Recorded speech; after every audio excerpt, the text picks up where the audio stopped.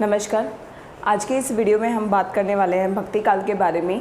जैसा कि आप लोग जानते हैं कि इस चैनल पर अभी तक आपने आदिकाल से संबंधित वीडियो देखी हैं, भाषा और लिपि से संबंधित वीडियो देखी हैं और उसी तरह व्याकरण की भी प्लेलिस्ट बनी हुई है। तो अगर आप इस चैनल पर नए हैं तो इस चैनल को विज़िट करके ज़रूर देखें।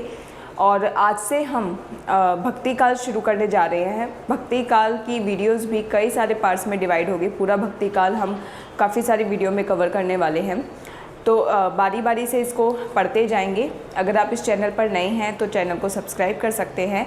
वीडियो को पूरा देखने के बाद अगर आपको पसंद आती है तो इसे लाइक और शेयर ज़रूर करें। इससे मुझे भी मोटिवेशन मिलती है और आप भी इस चैनल पर नई नई वीडियो देख पाएंगे। तो शुरुआत करते हैं भक्ति काल की।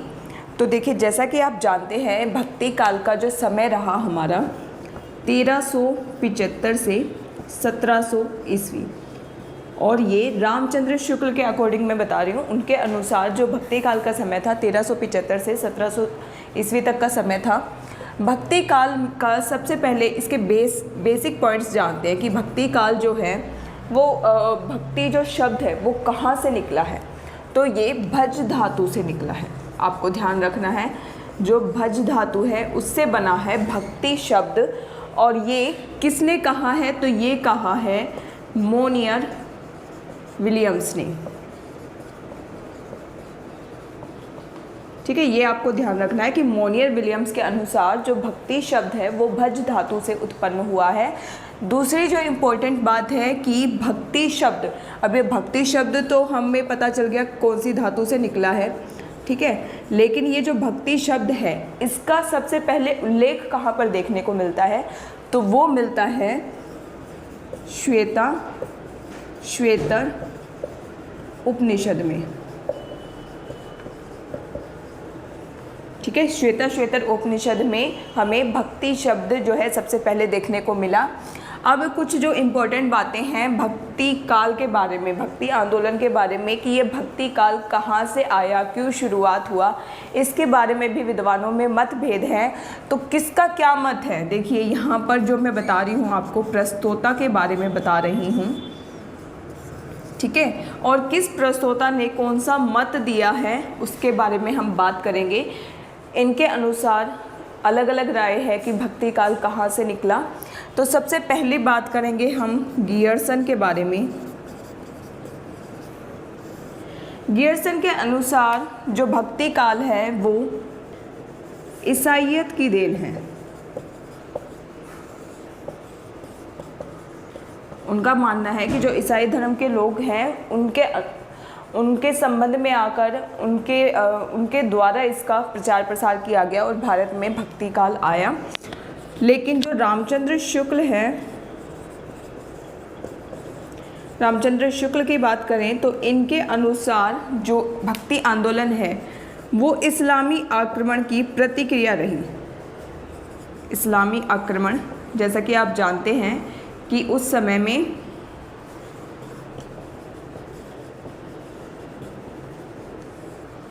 जैसा आप जानते हैं कि 1375 के आसपास के समय में यहाँ पर राजा हुआ करते थे बहुत सारे, और बाहर से इस्लाम धर्म के लोग या दूसरे धर्म के लोग, जैसे आपने बहुत सारे नाम सुने हैं कि मोहम्मद गोरी हो गए या फिर अकबर हो गए, या बहुत सारे ऐसे लोग थे जिन्होंने, बाबर, हुमायूं, उन सब ने यहाँ पर आक्रमण किया था। ठीक है, आक्रमण के चलते लोगों में एक डर उत्पन्न हो गया था, अपनी जान को बचाने का, अपने धर्म की रक्षा करने का डर उत्पन्न हो गया था। और उसी डर की प्रतिक्रिया थी, उसी आक्रमण की प्रतिक्रिया थी कि भारत में भक्ति आंदोलन की शुरुआत हुई। तो ये मानना है रामचंद्र शुक्ल का। बात करते हैं हजारी प्रसाद द्विवेदी जी की।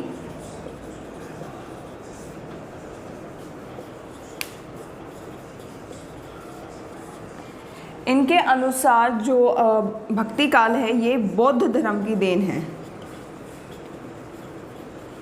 बौद्ध धर्म की देन है। और साथ ही ये भी मानते हैं कि भारतीय चिंतन धारा का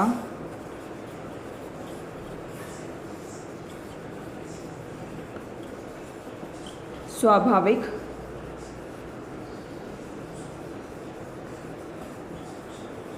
विकास। ठीक है, हजारी प्रसाद द्विवेदी जी का कहना है कि ये बौद्ध धर्म की देन था। बौद्ध धर्म आया, वहीं से भक्ति आंदोलन की शुरुआत हुई और भारतीय चिंतन धारा का स्वाभाविक विकास था, यानी बौद्ध धर्म के अनुसार चिंतन लोगों में बदलने लगा, उनका देखने का, सोचने का नज़रिया बदलने लगा और भक्ति आंदोलन का प्रचार प्रसार होता गया। उसी तरह से जो गजानन माधव मुक्तिबोध है, उनके अनुसार जो भक्ति आंदोलन है वो लोगों की प्रतिक्रिया, जैसे कि रामचंद्र शुक्ल ने बात की कि इस्लामी आक्रमण की प्रतिक्रिया रही, उसी तरह से गजानन माधव मुक्तिबोध भी यही मानते हैं कि उस समय में जो ऐतिहासिक और सामाजिक बदलाव आ रहा था, ठीक है, उसी की प्रतिक्रिया के फलस्वरूप भक्ति आंदोलन की शुरुआत हुई। लेकिन जो रामविलास शर्मा है वो इसे एक जनवादी और जातीय आंदोलन मानते हैं। तो ये आपको ध्यान रखना है, ये सारी चीज़ें एग्ज़ाम से रिलेटेड हैं, पूछी जा चुकी हैं और मोस्ट इम्पॉर्टेंट है। आप चाहें तो इसके नोट्स भी बना सकते हैं। अब हम बात करते हैं कि भक्ति आंदोलन कहाँ से आया और इस भक्ति आंदोलन से रिलेटेड कुछ महत्वपूर्ण कथन।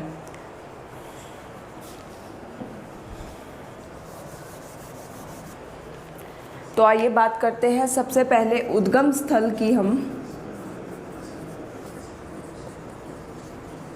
इसमें दो राइटर्स का आपको ध्यान रखना है। पहली बात, रामचंद्र शुक्ल के अनुसार रामचंद्र शुक्ल ने कहा है कि जो भक्ति है, भक्ति आंदोलन की शुरुआत दक्षिण में हुई, ठीक है, दक्षिण से इसका उद्भव इन्होंने माना है। ये क्वेश्चन कई बार घुमा फिरा के पूछ लिया जाता है, कथन के रूप में भी पूछा जा सकता है, प्रश्न के रूप में भी पूछा जा सकता है। तो वो आपका ध्यान रखना है कि रामचंद्र शुक्ल के अनुसार जो भक्ति आंदोलन की शुरुआत हुई वो दक्षिण भारत से हुई। और दूसरी बात, हम कबीरदास जी की बात करेंगे। कबीरदास जी का एक महत्वपूर्ण दोहा जो कि एग्ज़ाम में कई बार पूछा भी जाता है, इसके अनुसार देखिए, भक्ति द्राविड़ उपजे,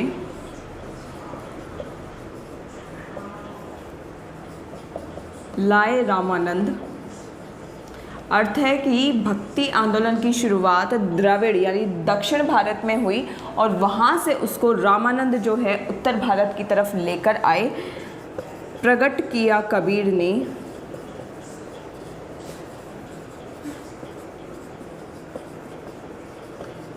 सात दीप नौ खंड। अर्थात रामानंद जब दक्षिण भारत से उत्तर भारत की तरफ भक्ति आंदोलन को लेकर आए, उसका प्रचार प्रसार फिर कबीर ने आगे किया और सब जगह पर भक्ति आंदोलन फैल गया। ठीक है, तो कबीरदास जी का महत्वपूर्ण दोहा जो कि एग्ज़ाम में पूछा भी जाता है, आपको ध्यान रखना है। अब बात करेंगे हम कुछ महत्वपूर्ण कथन के बारे में। ठीक है, इसमें एक महत्वपूर्ण कथन ये है, मैं आपको बता देती हूँ, बोलकर बता देती हूँ कि रामचंद्र शुक्ल जी का महत्वपूर्ण कथन है कि जब भारत की जो जनता थी वो अपने पौरुष से हताश और निराश हो गई थी, तब उस समय भक्ति आंदोलन की शुरुआत हुई। अर्थात यानी भारतीय जनता जब अपने पौरुष से अर्थात अपने सामर्थ्य से उन जो आक्रमण हो रहे थे, इस्लामी आक्रमण हो रहे थे, उनका सामना न कर पाने के कारण जब हताश और निराश हुई तो उनका ध्यान भक्ति की तरफ गया, उनका रुझान भक्ति की तरफ हुआ। ये कथन था रामचंद्र शुक्ल का।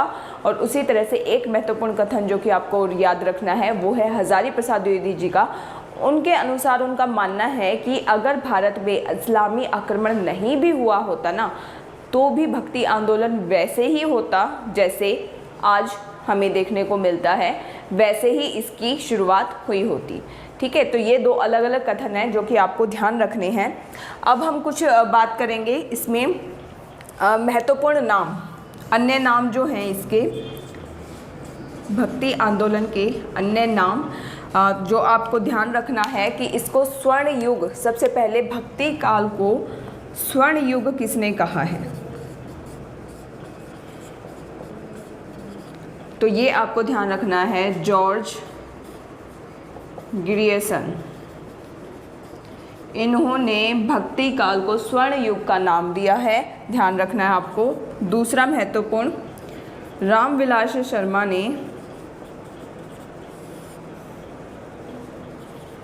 शर्मा ने इसे लोक जागरण काल कहा है।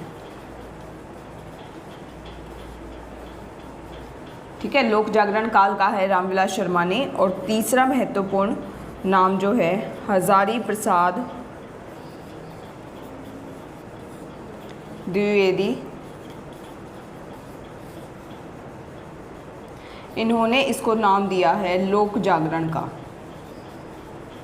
दोनों में कंफ्यूज नहीं होइएगा, देखिए एक ही शब्द का अंतर है, लेकिन नाम यहाँ पर आपका उत्तर जो है वो बदल जाएगा।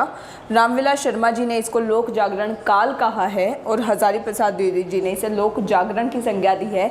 तीनों मोस्ट इम्पोर्टेंट है, एग्जाम में पूछे जाते हैं तो आपको याद रखना है।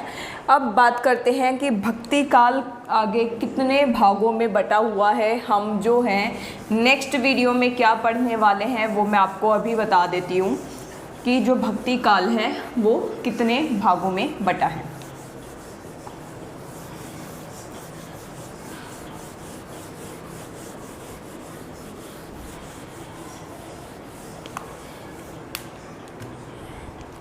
तो देखिए भक्ति काल यहाँ पर हम देखने वाले हैं। सबसे पहले दो भागों में बटेगा, एक तो है निर्गुण भक्ति, इसको आप निर्गुण भक्ति कहें या निर्गुण धारा कहें एक ही बात है, और दूसरी है सगुण भक्ति या सगुण भक्ति कहें या सगुण धारा। ठीक है, थोड़ा थोड़ा इसके बारे में मैं आपको यहीं पर बता देती हूँ। निर्गुण का अर्थ यानी ईश्वर का वो रूप जिसका कोई आकार नहीं है, कोई अवतार नहीं है, बल्कि एक एनर्जी के फॉर्म में ईश्वर रहते हैं, यानी एक ऊर्जा के रूप में ईश्वर रहते हैं। उस परम तत्व की बात हुई है निर्गुण धारा में।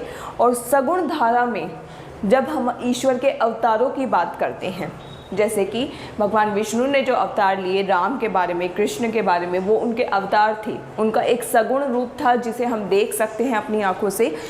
उस भक्ति की बात हुई है सगुण धारा में। तो दो भागों में भक्ति काल बटा है। निर्गुण धारा भी आगे चलकर दो भागों में बटी। पहली थी ज्ञानाश्रय शाखा, ठीक है, और दूसरी रही प्रेमाश्रय शाखा।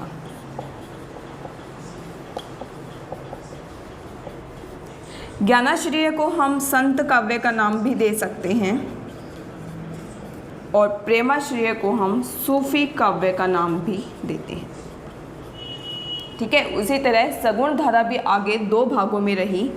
पहली रही राम भक्ति शाखा या राम भक्ति काव्य, दूसरा रहा कृष्ण भक्ति काव्य।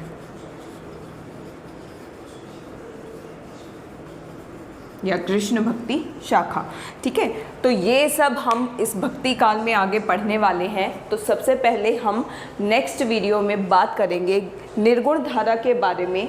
निर्गुण धारा, उसकी उत्पत्ति कहाँ से हुई, कहाँ से उसका उद्भव हुआ, कौन कौन से जो हैं इस निर्गुण धारा की पहली शाखा यानी ज्ञानाश्रय शाखा के अंतर्गत कौन कौन से कवि आते हैं, कौन कौन से महत्वपूर्ण विद्वान आते हैं, उनकी रचनाएं क्या हैं, उनके बारे में पूरी डिटेल में जानेंगे।